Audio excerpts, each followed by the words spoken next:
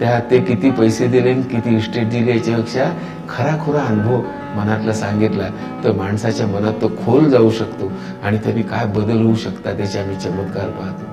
म्हणजे इथे आमच्या इथे एच्या मीटिंग आहेत किंवा आमच्या शेवटच्या शनिवारची सभा असते, त्याच्यामध्ये वाढदिवस असतात. तर असे अनेक एखाद्याचं एक वाक्य ऐकलं की त्या वाक्याच्या आधारावर माणसं बदललेली आहेत. म्हणून मुक्तांगणच्या मध्ये आपण कधी या केबिन मधल्या पुढे थांबत नाही, त्याच्या घरचे संबंध प्रश्न हातात घेतो. 94 साली पहिलं लग्न मुक्तांगणमध्ये, की जे लग्न जे आहेत डॉक्टर अनिल अवचट या सर्व डॉक्टर, मुक्ता मॅडम या सर्वांनी लावून दिलं. मी मुक्तांगण व्यसन मुक्ती केंद्रात काउन्सिलर होतो.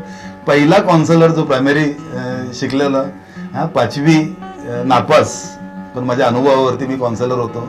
मग कोणीतरी सुचवलं की मुक्त विद्यापीठातून तू बाकी शिक्षण पूर्ण करू शकतो. कॉलेज 2009 मध्ये संपलं. 2008ला मला हे सर्व माझ्या रिकव्हरीवरती ठाण्याच्या IPH या संस्थेने द्विज पुरस्कार दिला. म्हणून माणूस बदलू शकतो आणि त्या बदलावर आपला विश्वास हवा. हे संबंध आमच्या ह्या सगळ्याच्यातनं शिकलो आम्ही. आमचे जिथे काम करणारे माझे मित्र आहेत त्यांना काही घरच्या चिंतांपासून मुक्त करावं म्हणून ते जे काही केंद्र सरकारचा जो काही पगार असेल तो खूप कमी होता, त्याच्यात भर घालून त्यांना आम्ही एका साईजपर्यंत आणलं त्याला ज्याच्यात व्यवस्थित जगता येईल असं. मग त्यांच्यासाठी आम्ही इन्शुरन्सेस काढले, त्यांच्यासाठी मेडिक्लेम काढले, ते प्रॉव्हिडंट फंड किंवा काय म्हणतात त्याच्यामध्ये आम्ही नोंदवून त्यांची बचत सुरू केली. खऱ्या अर्थाने प्रगती कशाला म्हणेन मी, की काम येऊन शिकून जाऊन लोक दुसरे केंद्र काढतात, हीच छान प्रगती. तर आमच्या इथे एक आमचा रवी होता पाध्ये, तो आमच्या इथे काम करत होता, इथेच बरा झालेला. त्यांनी आता नागपूरला जाऊन मैत्री नावाचं केंद्र काढलं आणि फार छान चालवलंय. अभयभंग जेव्हा ते दारूमुक्ती आंदोलन होतं त्याच्यामध्ये मुक्तिपथ नावाचं केंद्र काढलं. असं अनेकदा झालेले. आता तर आम्हाला या सगळ्या वेस्ट झोन म्हणजे पश्चिम भारत आणि त्या संबंध प्रांतातल्या 4-5 त्यांना व्यसनमुक्ती केंद्रातल्या लोकांना ट्रेनिंग देण्याची जबाबदारी सरळ दिलेली आहे. तर आपण पूर्ण जो वेस्टर्न झोन आहे म्हणजे 5 राज्य महाराष्ट्र, मध्य प्रदेश, छत्तीसगड, गोवा आणि गुजरात या पूर्ण राज्यांची जबाबदारी आपल्याकडे आहे. ही जवळजवळ 82 व्यसनमुक्ती केंद्र या 5 राज्यांमध्ये आहेत. आणि मग 1999 पासून आपण ही जबाबदारी खूप चांगल्या प्रकारे पार पाडतोय. आपली अशी पहिली संस्था असेल की जिथे 70% कार्यकर्ते हे पूर्वी व्यसनात होते आणि आज व्यसनमुक्त होऊन ते इथे काम करतायत. आणि आम्ही आता प्रोफेशनल लोकांना ट्रेनिंग देतोय. याच्यामुळे तेवढी आत्मविश्वास वाढण्यासारखी ही एक गोष्ट झाली. दुसरा एक फायदा झाला की आपल्या लोकांना सुद्धा खूप चांगलं प्रशिक्षण मिळालं. बरोबर. जे ट्रेनिंग देतात त्यांना चांगल्या प्रकारे कसं ट्रेनिंग घ्यायचं, प्रेझेंटेशन कसं करायचं, त्या निमित्ताने सरकारने आपल्याला खूप बाहेरच्या देशांमध्ये, बाहेरच्या राज्यांमध्ये पाठवलं. तिथे आपले खूप कार्यकर्ते जाऊन आले. एक खूप चांगलं एक्सपोजर आपल्याला मिळालं. आणि ह्या सर्व ज्या 400 व्यसनमुक्ती केंद्र आहेत त्यांच्यासाठी आपण मिनिमम स्टँडर्ड ऑफ केअर नावाचं एक मॅन्युअल तयार केलं. आणि मग त्यातनंच ही पुढे आयडिया आली. कारण हे मॅन्युअल तयार करत असताना मला नेहमी जाणवी जेव्हा त्या लोकांची चर्चा करायचे तेव्हा ते मला म्हणायचे अवघड आहे, एवढं कसं करता येईल एखाद्या केंद्राला. तर मी त्यांना सांगितलं आम्ही हे करतोय ऑलरेडी आणि म्हणून मी हे सांगू शकते तुम्हाला. तेव्हा मग अशी आयडिया आली की मग आपण एखादं आंतरराष्ट्रीय सर्टिफिकेशन का घेऊ नये. आणि म्हणून ISOची आयडिया आली. जेव्हा ISO सर्टिफिकेट मिळालं तो मोठा कार्यक्रम होता सर्टिफिकेट मिळण्याचा. तर बाबांनी काय त्याच्यात सांगावं की बाबा असं म्हणाला की ठीक आहे ISO वगैरे मिळालं पण आपल्याकडे येणारे जे रुग्णमित्र आणि त्यांच्या नातेवाईकांच्या चेहऱ्यावरचं समाधान हे आपल्या दृष्टीने सगळ्यात मोठं सर्टिफिकेट आहे. Covering up the total corporate sector, industries, Maharashtra state police, because हम लोग का बेस पूना था. 2006 तक ये काम चलता रहा बट वो स्ट्रीमलाइन काम नहीं था. अल्टीमेटली डिसाइड किया गया कि अक्टूबर से इसे स्ट्रीमलाइन किया जाए under the name of corporate services. Muktangan ने जब वो शुरुआत की तो हम लोगों ने शुरुआत की एक पर्टिकुलर इंडस्ट्री के साथ. आज 4 साल के अंदर मुक्तांगण कम से कम 20 इंडस्ट्री के साथ कॉन्ट्रेक्चुअल एग्रीमेंट के अंदर है जहाँ पे हम लोग रेगुलरली जाते हैं. इसके अलावा अंडर कॉर्पोरेट सेक्टर हम लोग के काफ़ी जो कॉन्ट्रेक्चुअल एग्रीमेंट्स हैं वो हैं जो स्टूडेंट्स हमारे ओवरसीज से आते हैं, जो एक्सचेंज प्रोग्राम में रहते हैं.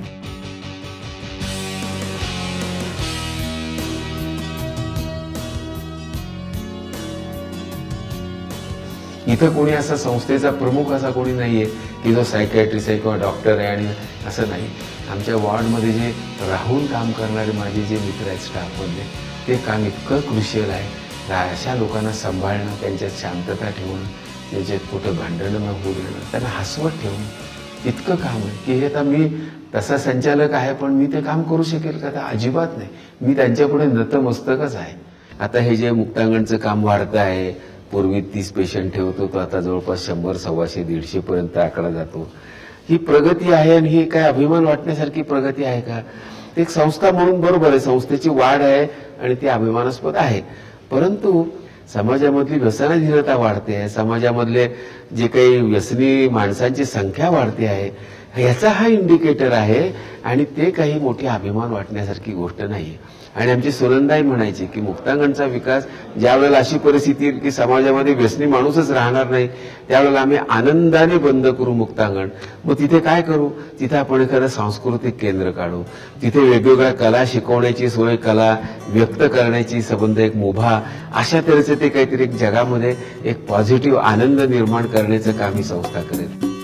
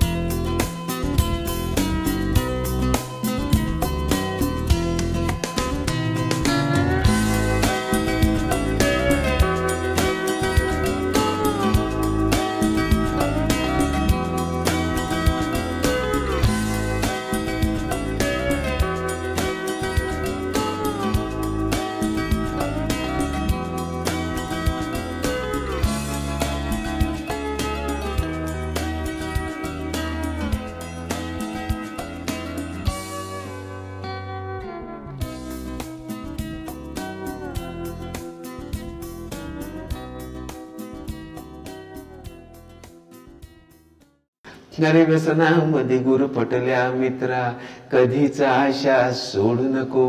मुक्त होशी तू दारू नशेच्या, उपचारातू विसरू नको. नशेत घडल्या भीषण घटना, उगाच आठवीत बसू नको. झाले गेले विसरून जातू, भविष्य चिंता करू नको. हो भविष्य चिंता करू नको. फक्त आज तू दूर राहाया घातक घोटा पासून रे. मिळेल सारे गमावलेले मित्र मैत्र अन कुटुंब रे. तब्येतीची नको काळजी, भरून सगळे येईल रे. हेळ सांड थांबव शरीराची, लक्ष दे आता स्वतःकडे. हो लक्ष दे आता स्वतःकडे.